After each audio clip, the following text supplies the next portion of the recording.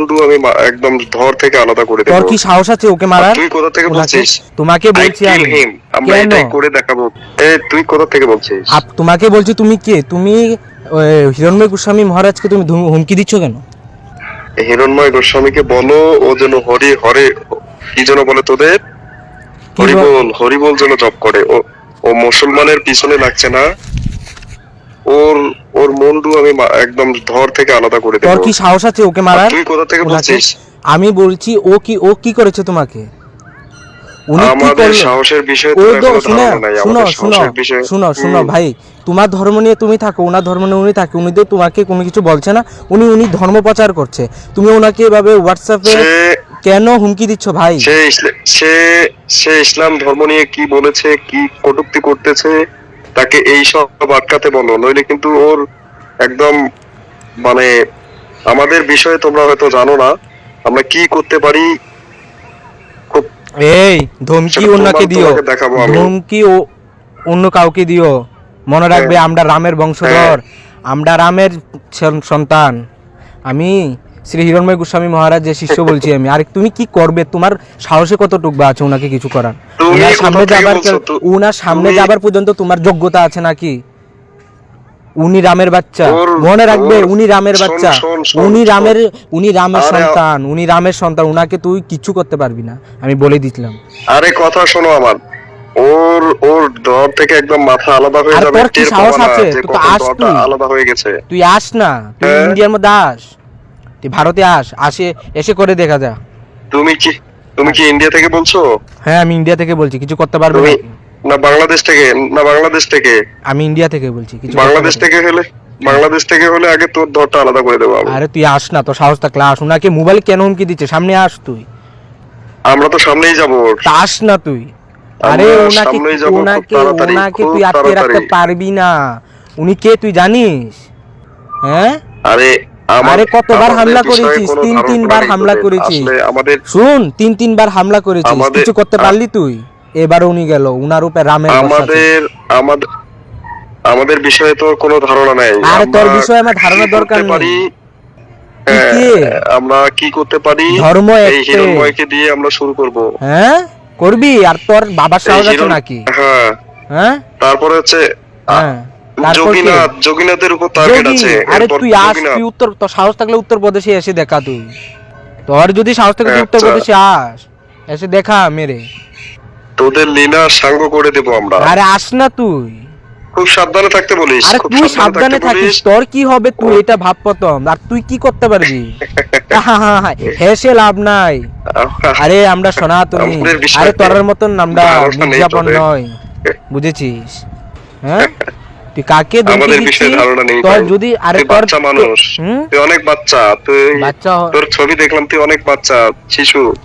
আমি সামনে এসে শিশু বাচ্চা, হ্যাঁ বুঝলি তো? ওনাকে কেন হুমকি দিচ্ছিস? Be careful you, be careful. আমি তোমাকে বলছি, আমি তোমাকে যেটা বলছি এটার উত্তর দাও। তুমি ওনাকে কেন হুমকি দিলে? তুমি কে? উনি তোমাকে কিছু বললো না, কিছু করলো, তুমি ওনাকে কেন হুমকি দিলে? আমরা হুমকি দেই নাই, আমরা এটা ওকে সরাসরি বলছি। আমরা এটাই করে দেখাবো ওকে। তোর যদি সাহস থাকে না, তুই আস, তুই ইন্ডিয়াতে আস, ওনাকে কিছু করে দেখা। আমরা কোনো কাউকে হুমকি দেই না কখনো। আমরা কখনোই কাউকে হুমকি দেই না। যেটা বলি সেটা সরাসরি করে ফেলি। হ্যাঁ তো কর না, সরাসরি এসে করে দেখা। হ্যাঁ ঠিক আছে, ওকে ওকে ঠিক আছে, বাঁচা দাও। নেক্সট টাইম দেখবে যে ওনার মোবাইল একটা এসএমএস ও যদি না যা, বলে দিলাম। এসএমএস ওকে তো খেয়ে ফেলবো আমরা। আরে তোর সাহস থাকলে তুই খেয়ার না, আরে হেসে লাভ নাই। এখানে যে আমি অডিটর শুনলাম যে বাংলাদেশ থেকে যে জিহাদিরা হুমকি দিচ্ছে যে হিরণ্ময় গোস্বামী প্রভুকে আক্রমণ এসে করবে, তার উপরে অত্যাচার করে তাকে মেরে ফেলবে, এরকম বলছে। তো আমি বলতে চাই যে বাংলাদেশে যে মুসলমানরা আছে, জেহাদি যেতে হোক, তোমাদের কিসের এত হিংসা? কিসের এত হিংসা তোমাদের? কী নিয়ে তোমাদের হিংসা? তোমরা তো শুরু থেকেই মানে আমি আগের ভিডিওতে বলেছি যে হিংসা আমি বন্ধ করতে চাই। আমি হিংসা মারামারি এসব বন্ধ করতে চাই। হ্যাঁ, তোমরা মুসলমানরা সবসময় হিন্দুদের উপরে টার্গেটটা করো, হ্যাঁ, কত মন্দির ভেঙে দিয়েছো।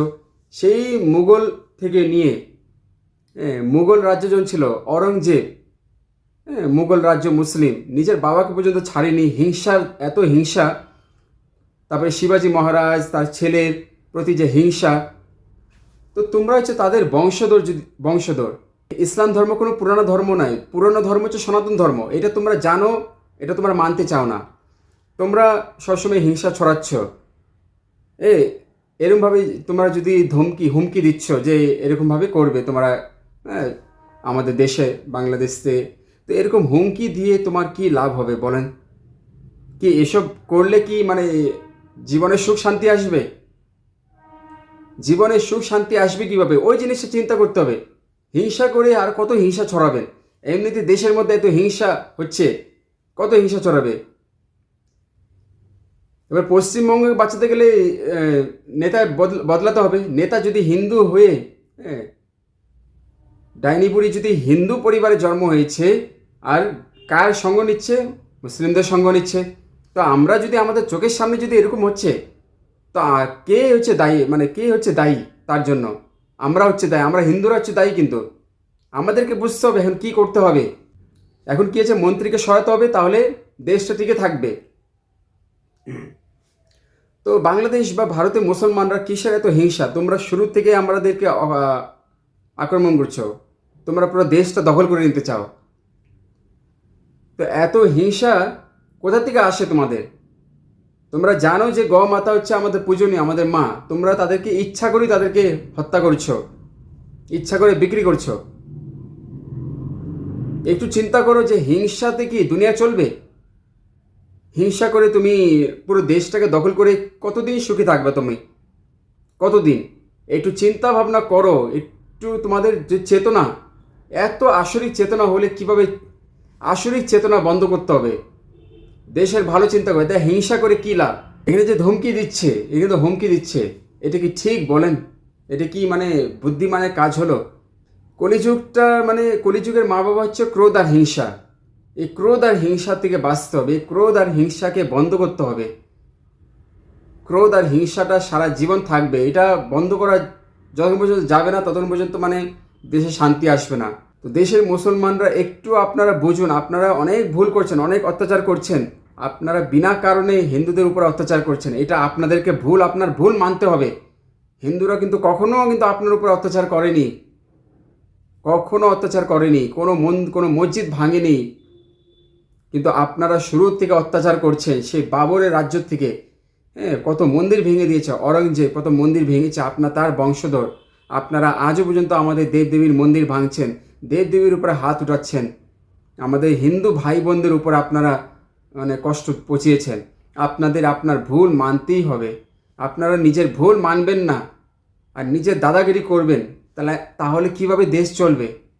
এখানে যে হুমকি দিচ্ছেন, তারপরে দেশের মধ্যে বাংলাদেশে কত হিন্দুদেরকে তাড়িয়ে দিয়েছেন, কত কষ্ট দিয়েছেন, তারপরে ভারতবর্ষে আপনি হিন্দুরা, পশ্চিমবঙ্গে মুসলমানরা দখল করছেন, এগুলো কি হিংসা নয়? এই হিংসা দিয়ে কি আপনি জীবনের সুখ পাবেন? অন্যদেরকে কষ্ট দিয়ে কি আপনি জীবনের সুখ পাবেন? কোনো সুখ পাবেন না। আপনি অন্যদেরকে কষ্ট দিবেন, আপনারও ধ্বংস হবে। একটু চিন্তা করুন, এখানে হিংসা বন্ধ করুন। আমি হিংসা বন্ধ করার জন্য এই ভিডিওগুলো বানাচ্ছি। আমি চাই যে আমাদের দেশে হিন্দু মুসলিম সবাই মিলে থাকুক, সবাই শান্তিতে থাকুক, সবাই সবাইকে যেন সম্মান করুক। আমি হিংসা আর চাই না। হিংসা দিয়ে কি সুখ আসবে নাকি? পরবর্তী জেনারেশন কি হবে? পরবর্তী জেনারেশনে কত, এই কলিযুগ তো এখন 4 লক্ষ বছর আছে, পরবর্তী জেনারেশন কি হবে? তো সেই সব চিন্তা করতে হবে। হিংসা মারামারি বন্ধ করতে হবে। এত হিংসা যে মানে কি বলবো, মানে এত হিংসা কোথা থেকে আসে? মনের ভিতরে এত হিংসা কেন আসে? কলিযুগের এই যে অত্যাচার, এগুলো দমন করতে হবে। দুজনকে মিলে থাকতে হবে। মুসলমানরা আপনারা একটু বুঝবেন যে আপনারা আমাদের গোমাতাকে কখনো কষ্ট দিবেন না। হিন্দু মন্দির দেবদেবী এগুলো ভাঙবেন না, ভাঙার অধিকার আপনাকে দেয়নি। আপনি কেন অত্যাচার করছেন? বিনা কারণে কেন অত্যাচার করছেন? আপনি আপনার ধর্ম পালন করুন। আমাদের সনাতন ধর্ম আমরা পালন করছি, আপনারাও পালন করুন। কেন আপনারা হিন্দুদের উপরে সবসময় আক্রমণ করেন? এত হিংসা, এত নফরত। একটু বোঝার চেষ্টা করুন পয়েন্টসগুলো। আপনারাও আপনার যে আল্লাহ আছে তাকে মানেন, করেন, কেউ আপনার ব্যাপারে কিছু বলবে না। আমাদের ভগবান, আমাদের ইষ্ট, আমাদের বাবা ভোলেনাথ, রাধা কৃষ্ণের উপরে যাওয়ার অধিকার আপনার নেই। তো আপনিও আপনার ধর্ম পালন করুন, আমরাও আমাদের ধর্ম পালন করছি। আমাদেরকে আপনার বিনা কারণে আমাদের মন্দির ভাঙচুর করছেন, আমাদের ইষ্টকে কষ্ট পৌঁছাচ্ছেন, আমাদের দেশের নারী এবং সকল সন্তানকে আপনারা কষ্ট দিচ্ছেন বিনা কারণে। শুরু থেকে আপনাদের একটু বুঝতে হবে, আমাদের গৌ মাতাকে আপনারা অনেক কষ্ট দিয়েছেন। কত গৌ মাতা, দেশের মধ্যে লক্ষ লক্ষ গৌ মাতাদেরকে আপনি মেরেছেন। হ্যাঁ, আজ দেশের মধ্যে গাভী কম আছে। আপনারা কত অত্যাচার করেছেন সেটা আপনারা নিজে বুঝতে হবে, নিজের ভুলটা নিজে মানতে হবে। এত হিংসা আর করবেন না, হিংসা করে দেশে সুখ আসবে না। আমি হিংসা বন্ধ করতে চাই। আমি চাই যে সকলে মিলেমিশে থাকুক, মিলেমিশে থাকবেন, কেউ কাউকে অপমান করবেন না। আপনি সম্মান দিবেন, সম্মান নিয়ে যাবেন, ভালোবাসা দিবেন, ভালোবাসা নেবেন। হিংসা দিলে কি হবে? হিংসাই তো আসবে। তো কি হিংসা দিয়ে কি সুখ আসবে? আরও নফরত আসবে, আরও হিংসা, আরও মারামারি, অত্যাচার বাড়বে। তো আপনারা বুঝুন, দেশের মুসলমানরা, আপনারা কখনো এরকম কাজ করবেন না। কোনো হিন্দু ভাই বোনদেরকে আপনি কষ্ট দিবেন না। যদি কোনো হিন্দু, আর আপনারা মুসলমানরা হিন্দু সেজে কত হিন্দুদের উপর অত্যাচার করছেন, তারপরে আপনারা খাওয়ার মধ্যে থুক মিলিয়ে দিচ্ছেন, পেছাব মিলিয়ে দিচ্ছেন, এটা আপনার ভুল নয়। এই জিনিসগুলো বুঝতে হবে। আপনারা মুসলমানরা অনেক, আপনারা হিংসা, এত হিংসা করা ঠিক নয়। দেশের মানুষরা কষ্ট পাচ্ছে আপনার এই হিংসার জন্য। তো আপনারা আপনাদের ভুল মানতেই হবে। আপনারা ভুল করেছেন, অন্যায় করেছেন, সেটা মানুন, মানতে হবে। আমি এখানে হিংসা বন্ধ করতে চাই। আপনারা আপনাদের নিজের ভুল মানতে হবে। আপনারা শুরু থেকে অত্যাচার করছেন। তো জাগুন, দেশের মুসলমানরা আর আমাদের মানে এইভাবে হিংসা দিয়ে দেশ চলবে না। আপনারা পুরো ভারতবর্ষ দখল করতে চান, ভারতবর্ষ পাকিস্তান বানাতে চান, এটা হচ্ছে আপনার মেন উদ্দেশ্য। পাকিস্তানে কি হারে হিংসা, নফরত, কখন ইন্ডিয়াকে দখল করতে চায়। আপনাদের মনের ভিতরে খালি দখল দখল দখল। আপনার যে এতই হিংসা হয়ে গেছেন, এত হিংসা, যে আপনাদের খালি কোনো রাস্তা নেই। আপনাদের খালি একই উদ্দেশ্য, খালি ইন্ডিয়া পাকিস্তান, ইন্ডিয়াকে দখল করার উদ্দেশ্য আপনাদের। এই দিয়ে কি সমাজ চলবে? এটা সনাতন মাটি। আপনি আপনার ধর্ম পালন করুন, আমরা আমাদের ধর্ম পালন করছি। আপনি আমাদের ধর্ম নিয়ে থাকুন, আমাদের ধর্ম নিয়ে থাকতে দেন। তো হিংসা বন্ধ করুন, হিংসা বন্ধ করে ভালোবাসা দেন, ভালোবাসা নেন, সম্মান দেন, সম্মান নিয়ে যান। আপনারা যদি ভালোবাসা দেন তাহলে রিটার্ন ভালোবাসা পাবেন, যদি সম্মান দেন রিটার্ন সম্মানই পাবেন। তো বুঝুন, জাগুন, আর কখনো এরকম কারোর হিন্দুদের উপরে অত্যাচার করবেন না। হিংসা ছাড়ুন, দেশকে বাঁচান। হিংসা ছাড়ুন, সবাই সুখে থাকতে পারবে। এটাই আমার আজকে মন্তব্য।